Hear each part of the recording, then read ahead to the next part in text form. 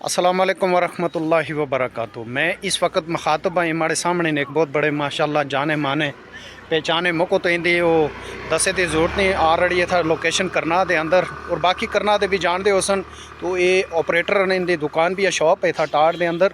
तो तुस इसम मुबारक क्या जनाब?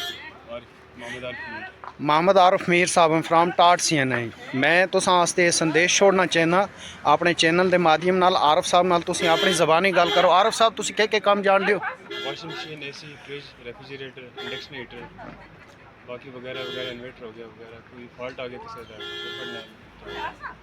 जनरेटर और ये मिक्सर वगैरह और वॉशिंग मशीन वगैरह किसी भी प्रकार का इलैक्ट्रीशियन नाल कोई भी जुड़िया दा या इस तरह जो भी पंप हो रही जियां मिक्सर न इन्हां सारियां दी जानकारी तुसां कोल है। तुस अपना नंबर मुँह ज़बानी बोलो जी।